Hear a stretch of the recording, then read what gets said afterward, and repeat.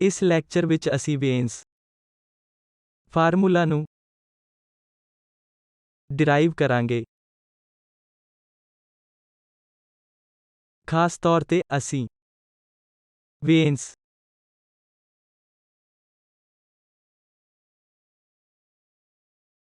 Displacement ਲਾ ਅਤੇ veins distribution ਨੂੰ ਦੇਖਾਂਗੇ ਅਤੇ ਦੋਵੇਂ ਥਰਮੋਡਾਇਨਾਮਿਕਸ ਦੀ ਵਰਤੋਂ ਕਰਕੇ ਕੀਤੇ ਜਾਂਦੇ ਹਨ ਅਤੇ ਜਿਸ ਤਰ੍ਹਾਂ ਕਿ ਤੁਹਾਨੂੰ ਪਤਾ ਹੋਣਾ ਚਾਹੀਦਾ ਹੈ, ਥਰਮੋਡਾਇਨਾਮਿਕ ਅਸਲ ਵਿੱਚ ਇੰਟਰੈਕਸ਼ਨ ਦੇ ਵੇਰਵੇ ਤੇ ਧਿਆਨ ਨਹੀਂ ਦਿੰਦਾ ਹੈ। ਇਹ ਮੈਕਰੋਸਕੋਪਿਕ ਥਿਊਰੀ ਹੈ ਅਤੇ ਆਓ ਅਸੀਂ ਵੇਨ ਦੇ ਇਹਨਾਂ ਵਧੀਆ ਕਥਨਾਂ ਨੂੰ ਦੇਖਦੇ ਹਾਂ ਅਤੇ ਉਹ ਸਪੈਕਟਰਲ ਡੈਂਸਿਟੀ ਦੀ ਡਿਸਟ੍ਰੀਬਿਊਸ਼ਨ ਦਾ ਸਹੀ ਫਾਰਮੂਲਾ ਪ੍ਰਾਪਤ ਕਰਨ ਦੇ ਬਹੁਤ ਨਜ਼ਦੀਕ ਆ ਗਏ ਅਤੇ ਉਹਨਾਂ ਨੂੰ ਇਸ ਖੋਜ ਦੇ ਲਈ ਅਸਲ ਵਿੱਚ ਨੋਬੇਲ ਪ੍ਰਾਈਜ਼ ਨਾਲ ਸਨਮਾਨਿਤ ਕੀਤਾ ਗਿਆ ਸੀ। ਇਸ ਲਈ ਪਹਿਲੀ ਗੱਲ ਹੈ ਵੇਨਸ ਡਿਸਪਲੇਸਮੈਂਟ ਲਾ। ਇਸ ਦੇ ਲਈ ਉਹਨਾਂ ਨੇ ਇੱਕ ਸਫੈਰੀਕਲ ਕੈਵਿਟੀ ਤੇ ਵਿਚਾਰ ਕੀਤਾ ਜੋ ਮੰਨ ਲਓ ਕਿ ਬਹੁਤ ਹੌਲੀ ਬਹੁਤ ਘੱਟ ਵੈਲੋਸਿਟੀ v ਦੁਆਰਾ ਫੈਲਦੀ ਜਾਂ ਸੰਕੁਚਿਤ ਹੁੰਦੀ ਹੈ। ਇਹ ਘੱਟ ਵੈਲੋਸਿਟੀ v ਦੁਆਰਾ ਕਿਸੇ ਵੀ ਤਰ੍ਹਾਂ ਹੋ ਸਕਦਾ ਹੈ ਅਤੇ ਇਸ ਲਈ ਉਹਨਾਂ ਨੇ ਇੱਕ ਕੈਵਿਟੀ ਦੇ ਐਡੀਆਬੈਟਿਕ ਐਕਸਪੈਂਸ਼ਨ ਤੇ ਵਿਚਾਰ ਕੀਤਾ ਜੋ ਸਫੈਰੀਕਲ ਕੈਵਿਟੀ ਹੈ। ਇੱਕ ਸਫੈਰੀਕਲ ਕੈਵਿਟੀ ਦਾ ਐਡੀਆਬੈਟਿਕ ਐਕਸਪੈਂਸ਼ਨ, ਐਡੀਆਬੈਟਿਕ ਦਾ ਮਤਲਬ ਹੈ ਕਿ delta Q at heat exchange ਤਾਪਮਾਨ T ਤੇ 0 ਸੀ। ਅਸੀਂ ਪਹਿਲਾਂ ਜੋ ਦੇਖਿਆ ਹੈ ਕਿ ਜੇਕਰ ਮੇਰੇ ਕੋਲ ਅਜਿਹੀ ਕੈਵਿਟੀ ਹੈ, ਠੀਕ ਹੈ, ਇਹ ਪ੍ਰੈਸ਼ਰ ਲਾਗੂ ਕਰ ਰਹੀ ਹੈ।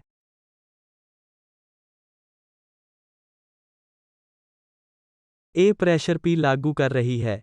ਜਦੋਂ ਇਸ ਨੂੰ ਇਕਵਿਲਿਬ੍ਰੀਅਮ ਵਿੱਚ ਰੱਖਦੇ ਹੋਏ ਐਡੀਆਬੈਟਿਕਲੀ ਐਕਸਪੈਂਡ ਕਰਨ ਦੀ ਅਨੁਮਤੀ ਮਿਲਦੀ ਹੈ, ਠੀਕ ਹੈ। ਇਸ ਲਈ ਮੈਂ ਉਸ ਤੇ ਕੁਝ ਫੋਰਸ ਲਾਗੂ ਕਰਾਂਗਾ ਅਤੇ ਇਸ ਲਈ ਇਹ ਕੰਮ ਕਰਦਾ ਹੈ। ਇਸ ਲਈ ਕੈਵਿਟੀ ਜਾਂ ਹੋਰ ਸਹੀ ਢੰਗ ਨਾਲ ਕੈਵਿਟੀ ਦੇ ਅੰਦਰ ਦੀ ਰੇਡੀਏਸ਼ਨ ਉਦੋਂ ਕੰਮ ਕਰਦੀ ਹੈ ਜਦੋਂ ਕੈਵਿਟੀ ਐਕਸਪੈਂਡ ਕਰਦੀ ਹੈ। ਤਾਂ ਜਿਸ ਤਰ੍ਹਾਂ ਕੈਵਿਟੀ ਐਕਸਪੈਂਡ ਹੁੰਦੀ ਹੈ, ਇਹ ਕੰਮ ਕਰਦਾ ਹੈ। ਜੇਕਰ ਇਹ ਕੰਮ ਕਰਦਾ ਹੈ ਤਾਂ ਇਸ ਦੀ ਇੰਟਰਨਲ ਐਨਰਜੀ ਦਾ ਕੀ ਹੋਵੇਗਾ? ਇਸ ਦਾ ਮਤਲਬ ਹੈ ਕਿ ਇੰਟਰਨਲ ਐਨਰਜੀ U ਘੱਟ ਹੋ ਜਾਂਦੀ ਹੈ ਕਿਉਂਕਿ ਕੰਮ ਇਸ ਊਰਜਾ ਦੀ ਕੋਸਟ ਤੇ ਕੀਤਾ ਜਾਂਦਾ ਹੈ, ਕਿਉਂਕਿ ਹੀਟ ਦੀ ਸਪਲਾਈ ਨਹੀਂ ਕੀਤੀ ਜਾ ਰਹੀ ਹੈ ਅਤੇ ਇਸ ਦਾ ਮਤਲਬ ਹੈ ਕਿ ਤਾਪਮਾਨ ਘਟਦਾ ਹੈ, ਵੋਲਿਊਮ ਵਧ ਰਿਹਾ ਹੈ ਅਤੇ ਤਾਪਮਾਨ ਘਟਦਾ ਜਾਂਦਾ ਹੈ। ਉਸੇ ਸਮੇਂ, ਜੇਕਰ ਮੈਂ ਇਸ ਨੂੰ ਕੰਪਰੈਸ ਕਰਦਾ ਹਾਂ, ਜੇਕਰ ਰੇਡੀਅਸ ਘਟ ਰਿਹਾ ਸੀ, ਤਾਂ ਤਾਪਮਾਨ ਵਧ ਜਾਵੇਗਾ ਕਿਉਂਕਿ ਮੈਂ ਇਸ ਵਿੱਚ ਐਨਰਜੀ ਪੰਪ ਕਰ ਰਿਹਾ ਹਾਂ। ਕੁਝ ਹੋਰ ਵੀ ਜ਼ਿਆਦਾ ਹੁੰਦਾ ਹੈ ਕਿਉਂਕਿ ਅੰਦਰੂਨੀ ਰੇਡੀਏਸ਼ਨ ਇਸ ਕੈਵਿਟੀ ਦੇ ਚਾਰੇ ਪਾਸੇ ਬਾਉਂਸ ਕਰਦੀ ਹੈ ਜਿਵੇਂ-ਜਿਵੇਂ ਇਹ ਐਕਸਪੈਂਡ ਹੁੰਦੀ ਹੈ। ਇਸ ਲਈ ਤੁਹਾਨੂੰ 12ਵੀਂ ਕਲਾਸ ਦੀ ਫਿਜ਼ਿਕਸ ਤੋਂ ਯਾਦ ਹੈ ਕਿ ਜੇਕਰ ਕੋਈ ਲਾਈਟ ਜਾਂ ਧੁਨੀ ਇੱਕ ਗਤੀਸ਼ੀਲ ਦੀਵਾਰ ਤੋਂ ਰਿਫਲੈਕਟ ਹੁੰਦੀ ਹੈ ਤਾਂ ਇਸ ਦੀ ਵੇਵਲੈਂਥ ਬਦਲਦੀ ਹੈ, ਇਸ ਦੀ ਫ੍ਰੀਕੁਐਂਸੀ ਬਦਲਦੀ ਹੈ। ਇਸ ਲਈ ਲੈਂਬਡਾ ਤੇ ਕੋਈ ਵੀ ਲਾਈਟ ਜਿਵੇਂ ਇਹ ਬਾਉਂਸ ਕਰਦੀ ਹੈ, ਇਹ ਲੈਂਬਡਾ ਵੱਧ ਰਿਹਾ ਹੈ ਕਿਉਂਕਿ ਫ੍ਰੀਕੁਐਂਸੀ ਘੱਟ ਹੋ ਰਹੀ ਹੈ। ਇਸ ਲਈ ਮੈਂ ਅਸਲ ਵਿੱਚ ਇਸ ਐਡੀਆਬੈਟਿਕ ਐਕਸਪੈਂਸ਼ਨ ਨੂੰ ਪੜ੍ਹ ਕੇ ਇਹ ਰਿਲੇਟ ਕਰ ਸਕਦਾ ਹਾਂ ਕਿ ਲੈਂਬਡਾ ਦੇ ਵਿੱਚ ਕਿੰਨਾ ਬਦਲਾਵ ਹੁੰਦਾ ਹੈ ਅਤੇ ਉਹ ਲੈਂਬਡਾ T ਦੇ ਨਾਲ ਕਿਵੇਂ ਸੰਬੰਧਿਤ ਹੈ ਅਤੇ ਇਹ ਅਸੀਂ ਸਮਾਪਤ ਕੀਤਾ ਸੀ ਅਤੇ ਅਸੀਂ ਇਸ ਬਾਰੇ ਅੱਗੇ ਕਰਨ ਜਾ ਰਹੇ ਹਾਂ। ਇਸ ਲਈ ਅਸੀਂ ਹੁਣ ਦੇਖਦੇ ਹਾਂ ਕਿ ਇਹ ਬਦਲਾਵ ਕਿਵੇਂ ਹੁੰਦੇ ਹਨ ਜਦੋਂ ਇਸ ਕੈਵਿਟੀ ਦਾ ਰੇਡੀਅਸ r ਹੈ ਅਤੇ ਲਾਈਟ ਰੇ ਇਸ ਤਰ੍ਹਾਂ ਜਾ ਰਹੀ ਹੈ ਸੈਂਟਰ ਤੋਂ। ਜੇਕਰ ਮੈਂ ਇਸ ਤੇ ਇੱਕ ਪਰਪੈਂਡੀਕਿਊਲਰ ਬਣਾਉਂਦਾ ਹਾਂ ਤਾਂ ਉਹ ਐਂਗਲ ਜਿੱਥੇ ਇਹ ਹਿੱਟ ਕਰਦਾ ਹੈ ਉਹ ਥੀਟਾ ਹੈ ਅਤੇ ਇਹ ਦੁਬਾਰਾ ਹਲਕਾ ਜਿਹਾ ਰਿਫਲੈਕਟ ਹੁੰਦਾ ਹੈ ਅਤੇ ਇਹ π/2 ਮਾਈਨਸ ਥੀਟਾ ਹੋਵੇਗਾ ਅਤੇ ਇਸ ਲਈ ਇਹ ਐਂਗਲ ਹੈ। ਮੈਂ ਇਸ ਨੂੰ ਇੱਥੇ ਦੁਬਾਰਾ ਚੰਗੀ ਤਰ੍ਹਾਂ ਬਣਾਉਂਦਾ ਹਾਂ। ਇਸ ਲਈ ਇੱਕ ਲਾਈਟ ਰੇ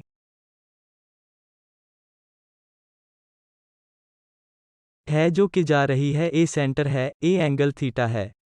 ਲਾਈਟ ਰੇ ਇਸ ਤਰ੍ਹਾਂ ਰਿਫਲੈਕਟਡ ਹੁੰਦੀ ਹੈ ਅਤੇ ਕੈਵਿਟੀ ਵੈਲੋਸਿਟੀ ਵੀ ਦੇ ਨਾਲ ਇਸ ਦਿਸ਼ਾ ਦੇ ਵਿੱਚ ਐਕਸਪੈਂਡ ਹੋ ਰਹੀ ਹੈ। ਹੁਣ ਵੇਵਲੈਂਥ ਵਿੱਚ ਬਦਲਾਵ।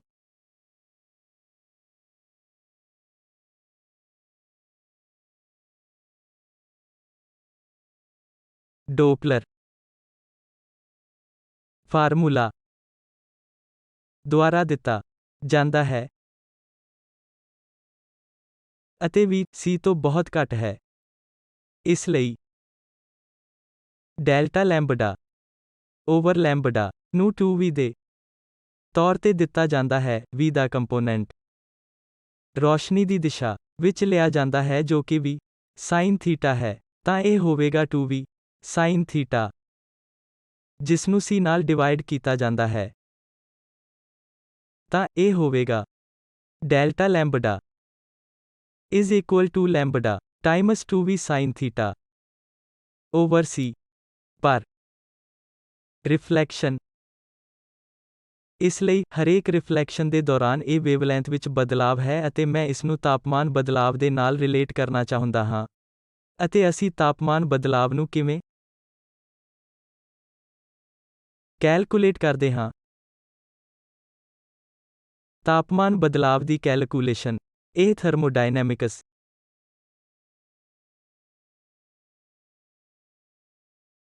ਦੇ ਪਹਿਲੇ ਨਿਯਮ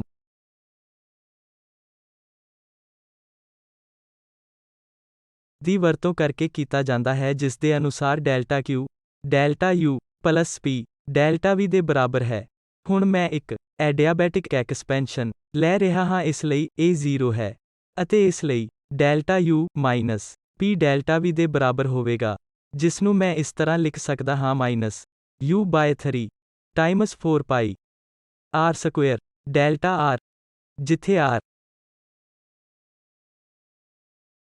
ਕੈਵਿਟੀ ਦਾ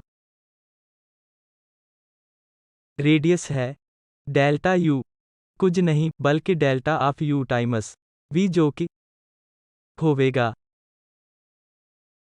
delta U V plus U delta V ਜੋ ਕਿ ਹੈ delta U V plus U Times 4 pi r square delta r। ਤਾਂ ਆਓ ਇਸ ਨੂੰ ਇਕੱਠਿਆਂ ਖੱਬੇ ਪਾਸੇ ਕਲੈਕਟ ਕਰਦੇ ਹਾਂ ਅਤੇ ਸਾਡੇ ਕੋਲ ਹੈ delta U V 4 pi by 3 r cube plus U 4 pi r square delta r is equal to minus U/3 4 pi r square delta r। ਠੀਕ ਹੈ, ਹੁਣ ਮੈਂ ਲਿਖ ਸਕਦਾ ਹਾਂ ਇਹ 4 ਪਾਈ r ਸਕੁਏਅਰ ਜੋ ਕਿ ਹਰ ਪਾਸਿਓਂ ਕੈਂਸਲ ਹੁੰਦਾ ਹੈ 4 pi r square 4 pi r square 4 pi r square. ਤਾਂ ਤੁਹਾਨੂੰ ਮਿਲਦਾ ਹੈ ਡੈਲਟਾ U r/3 ਜੋ ਕਿ -4U/3 ਡੈਲਟਾ r ਦੇ ਬਰਾਬਰ ਹੈ। ਇਸ ਲਈ ਸਾਨੂੰ ਇਹ ਨਤੀਜਾ ਮਿਲਿਆ ਹੈ ਜੋ ਕਿ ਮੈਂ ਅਗਲੀ ਸਲਾਈਡ ਦੇ ਵਿੱਚ ਸਮਝਾਵਾਂਗਾ। ਇਸ ਲਈ ਸਾਡੇ ਕੋਲ ਹੈ delta U r/3 is equal to -4 delta r U/3 ਇਹ 3 ਕੈਂਸਲ ਹੁੰਦਾ ਹੈ ਅਤੇ ਮੈਨੂੰ ਮਿਲਦਾ ਹੈ delta U over U equals -4 delta r/r। ਹੁਣ ਮੈਨੂੰ ਪਤਾ ਹੈ ਕਿ U T⁴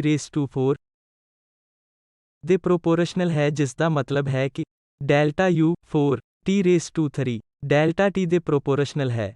ਜੇਕਰ ਮੈਂ ਉਸ ਨੂੰ ਸਬਸਟੀਟਿਊਟ ਕਰਦਾ ਹਾਂ ਤਾਂ ਮੈਨੂੰ ਮਿਲੇਗਾ delta U over U is equal to 4 T³ delta T over T⁴ ਜੋ ਕਿ 4 ਡੈਲਟਾ T over T ਹੈ।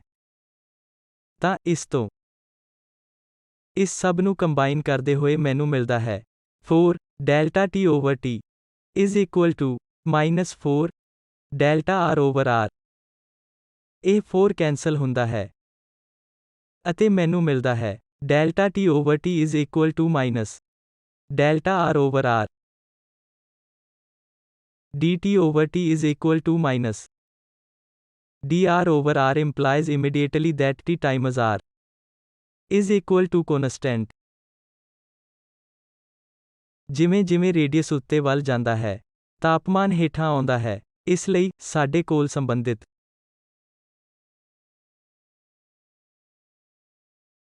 ਤਾਪਮਾਨ ਅਤੇ ਰੇਡੀਅਸ ਹਨ। ਅਤੇ ਸਾਨੂੰ ਇਹ ਵੀ ਪਤਾ ਲੱਗਾ ਹੈ ਕਿ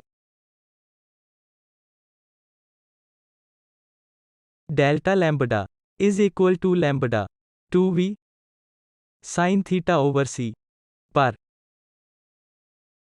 ਰਿਫਲੈਕਸ਼ਨ ਅਤੇ ਲੈਂਬਡਾ ਅਤੇ t ਨੂੰ ਰਿਲੇਟ ਕਰਨ ਦੇ ਲਈ ਅਸੀਂ ਇਹਨਾਂ ਦੋਵਾਂ ਨੂੰ ਕੰਬਾਈਨ ਕਰਦੇ ਹਾਂ। ਆਓ ਦੇਖੀਏ ਕਿ ਅਸੀਂ ਇਹ ਕਿਵੇਂ ਕਰਦੇ ਹਾਂ। ਡੈਲਟਾ ਲੈਂਬਡਾ ਓਵਰ ਲੈਂਬਡਾ ਹੈ 2v sin theta over c per reflection. ਹੁਣ ਹਰੇਕ ਰਿਫਲੈਕਸ਼ਨ ਦੇ ਲਈ ਰੌਸ਼ਨੀ ਦੁਆਰਾ ਤੈਅ ਕੀਤਾ ਗਿਆ ਡਿਸਟੈਂਸ ਜੇਕਰ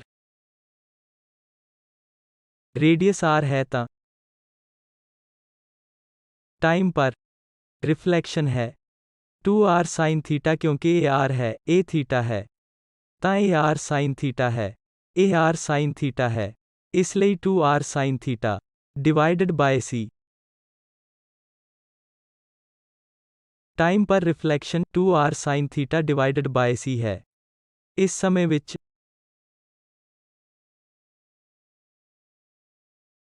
ਕੈਵਿਟੀ ਵਾਲਜ਼ ਦੁਆਰਾ ਤੈਅ ਕੀਤਾ ਗਿਆ ਡਿਸਟੈਂਸ ਡੈਲਟਾ r ਦੇ ਬਰਾਬਰ ਹੋਵੇਗਾ, ਜੋ ਕਿ 2r sin theta over c Times v ਦੇ ਬਰਾਬਰ ਹੋਵੇਗਾ, ਜੋ ਕਿ ਮੈਂ 2v sin theta over c times r ਵਜੋਂ ਲਿਖ ਸਕਦਾ ਹਾਂ। ਇਹ employees 2v sin theta over c ਨੂੰ ਡੈਲਟਾ r ਓਵਰ r ਵਜੋਂ ਲਿਖਿਆ ਜਾ ਸਕਦਾ ਹੈ। ਹੁਣ ਮੈਂ ਇਸ ਨੂੰ ਇਸ ਫਾਰਮੂਲੇ ਵਿੱਚ ਸਬਸਟੀਟਿਊਟ ਕਰਦਾ ਹਾਂ ਅਤੇ ਮੈਨੂੰ ਮਿਲਦਾ ਹੈ delta lambda over lambda is equal to delta r over r ਜਾਂ d lambda over lambda equals dr over r ਅਤੇ ਇਸ ਨਾਲ ਤੁਹਾਨੂੰ ਤੁਰੰਤ ਪਤਾ ਲੱਗਦਾ ਹੈ ਕਿ ਲੈਂਬਡਾ ਓਵਰ r ਕੌਨਸਟੈਂਟ ਹੈ।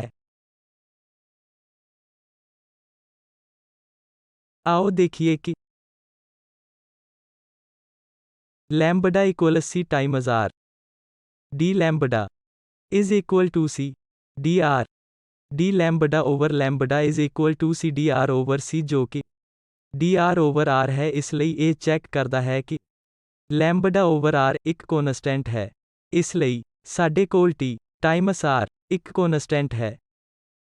ਆਓ ਇਸ ਨੂੰ c1 ਕਹਿੰਦੇ ਹਾਂ ਅਤੇ ਸਾਡੇ ਕੋਲ ਹੈ ਹੁਣ ਕਿ ਲੈਂਬਡਾ ਓਵਰ r ਇੱਕ ਕੌਨਸਟੈਂਟ ਹੈ ਜੋ ਕਿ c2 ਹੈ। ਅਸੀਂ 2 ਨੂੰ ਕੰਬਾਈਨ ਕਰ ਸਕਦੇ ਹਾਂ ਅਤੇ ਦੋਨੋਂ ਇਕੁਏਸ਼ਨ ਨੂੰ ਮਲਟੀਪਲਾਈ ਕਰ ਸਕਦੇ ਹਾਂ। ਇਹ ਇਕੁਏਸ਼ਨ 1 ਅਤੇ ਇਹ ਇਕੁਏਸ਼ਨ 2 ਹੈ।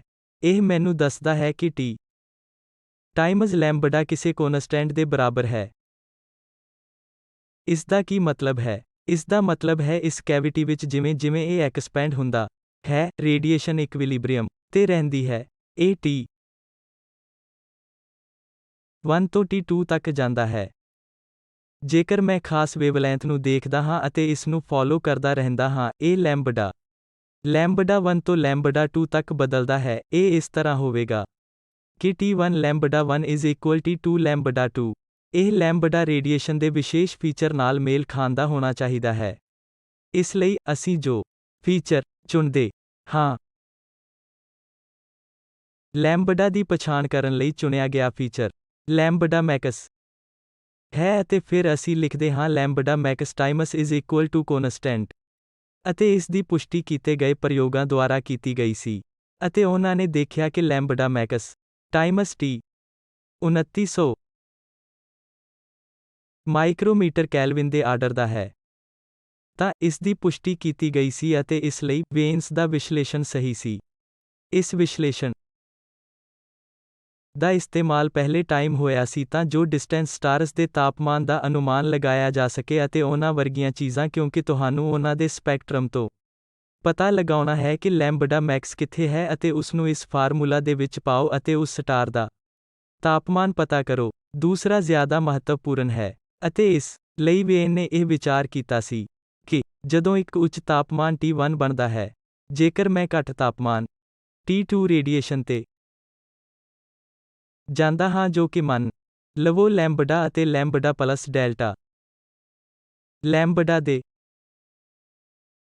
ਵਿੱਚ ਸ਼ਾਮਿਲ ਹੈ ਰੇਡੀਏਸ਼ਨ ਉਸ ਡਿਸਪਲੇਸਮੈਂਟ ਫਾਰਮੂਲੇ ਕਾਰਨ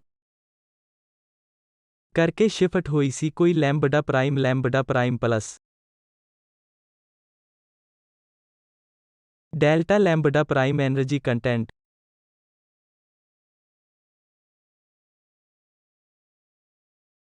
ਪਹਿਲੇ ਕੇਸ ਵਿੱਚ T1 U ਲੈਂਬਡਾ ਡੈਲਟਾ ਲੈਂਬਡਾ ਸੀ ਅਤੇ ਇਹ એનર્ਜੀ ਕੰਟੈਂਟ ਬਣਿਆ।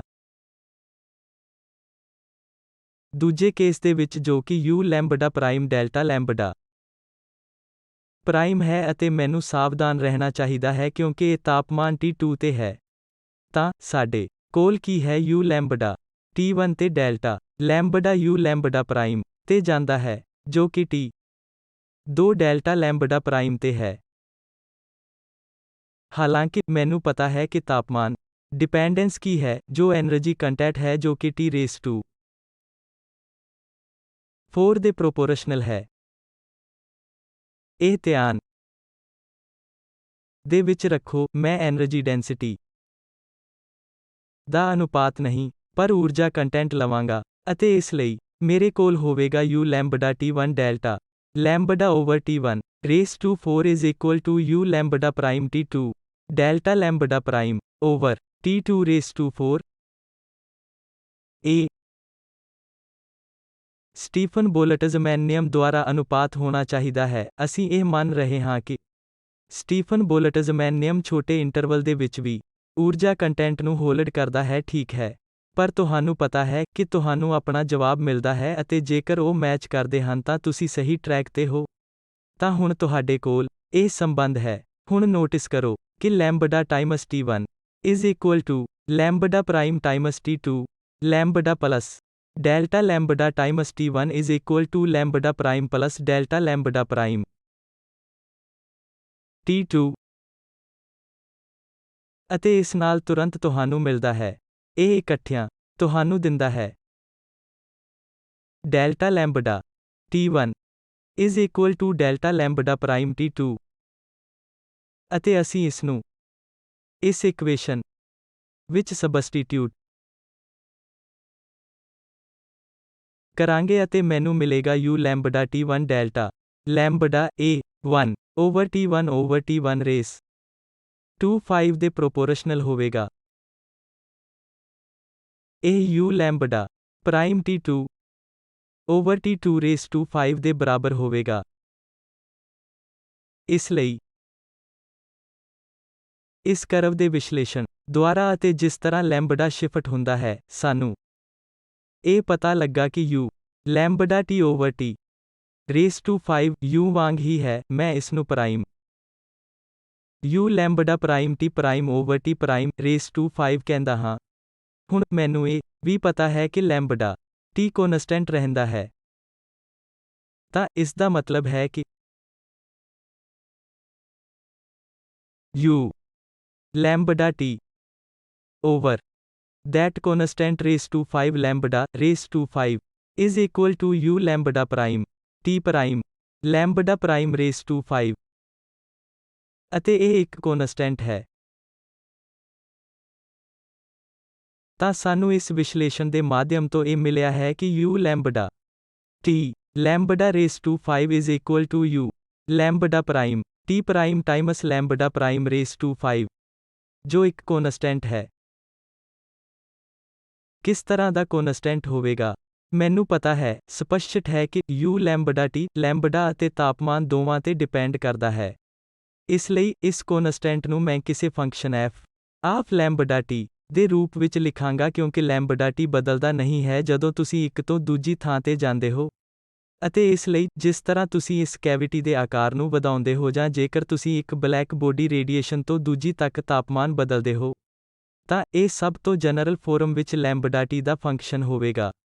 ਨਹੀਂ ਤਾਂ ਇਹ ਪੂਰਨ ਤੌਰ ਤੇ ਕੋਨਸਟੈਂਟ ਹੋਵੇਗਾ, ਪਰ ਇਸ ਨਾਲ ਤੁਹਾਨੂੰ ਲੈਂਬਡਾ ਅਤੇ ਟੀ ਦੋਵਾਂ ਦੇ ਫੰਕਸ਼ਨ ਦੇ ਤੌਰ ਤੇ ਯੂ ਨਹੀਂ ਮਿਲੇਗਾ। ਅਤੇ ਇਸ ਲਈ, ਅਸੀਂ ਇਸ ਨੂੰ ਰੱਖਦੇ ਹਾਂ, ਅਤੇ ਇਹ ਤੁਰੰਤ ਤੁਹਾਨੂੰ ਦੱਸਦਾ ਹੈ ਕਿ ਯੂ ਲੈਂਬਡਾ ਟੀ ਦੇ ਕਿਸੇ ਫੰਕਸ਼ਨ ਦਾ ਫੋਰਮ ਹੈ, ਜਿਸਨੂੰ ਲੈਂਬਡਾ ਰੇਜ਼ ਟੂ 5 ਨਾਲ ਡਿਵਾਈਡ ਕੀਤਾ ਜਾਂਦਾ ਹੈ।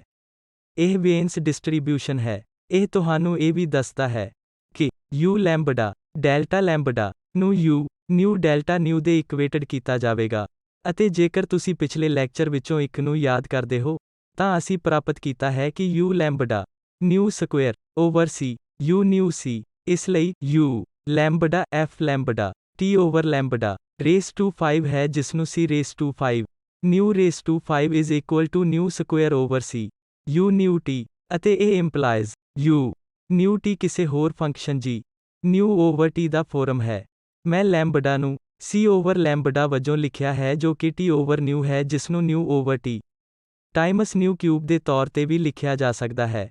ਇਸ ਲਈ, ਇਹ ਦੋ ਫੋਰਮਸ ਹਨ ਜਿਨ੍ਹਾਂ ਨੂੰ ਵੇਨ ਦੁਆਰਾ ਡਿਰਾਈਵ ਕੀਤਾ ਗਿਆ ਸੀ, ਜਿਸਨੂੰ ਵੀਨ ਦੁਆਰਾ ਡਿਰਾਈਵ ਕੀਤਾ ਗਿਆ ਸੀ। ਮਹੱਤਵਪੂਰਨ ਗੱਲ ਜੋ ਮੈਂ ਸਾਈਡ ਤੇ ਲਿਖਣ ਲੱਗਾ ਹਾਂ ਕਿ ਅਸੀਂ ਜੋ ਪ੍ਰਾਪਤ ਕੀਤਾ ਹੈ, ਲੈਂਬਡਾ ਟੀ ਇੱਕ ਕੋਨਸਟੈਂਟ ਹੈ, ਅਤੇ ਹਰੇਕ ਦਿੱਤੇ ਗਏ ਲੈਂਬਡਾ ਦੇ ਲਈ ਯੂ